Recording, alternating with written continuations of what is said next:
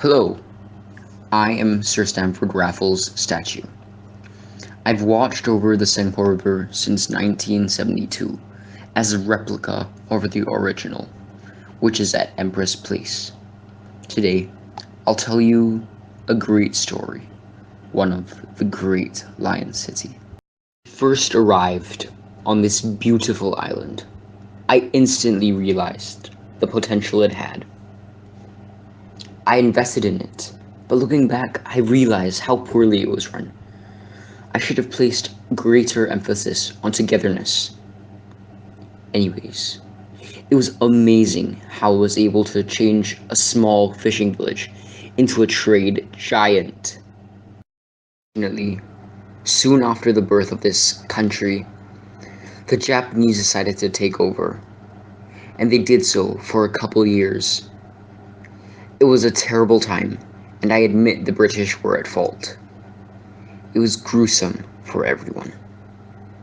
No one deserved such pain. Luckily, they surrendered in 1945. Sadly, things did not become great again. From then on, the lack of trust in the British leaders who had come back was apparent. The various political movements, physical demonstrations, and strikes made it very clear. Fortunately, the colonial government eventually gave in to some of the requests of locals, like some self-rule. Even further on, David Marshall, then the chief minister, went to court to try to gain complete independence, but to no avail.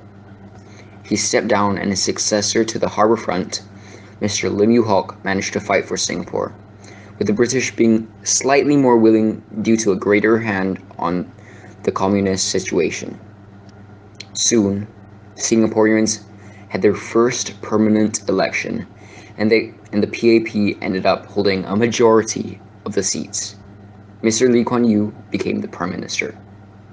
7 years after the mishap, which was the diversion of two groups, the Federation of Malaya and the Republic of Singapore, I was erected.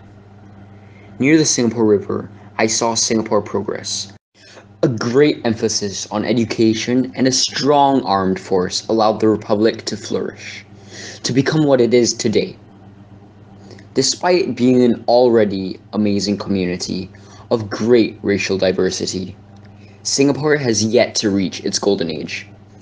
The political awareness of Singaporeans makes me believe that by SG 100, they will be a key country in the UN, and our representatives' ideas will be respected. I also think that the military will be idolized.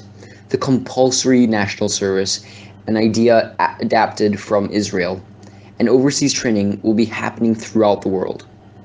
Lastly, Singapore will become an even greater racial hub.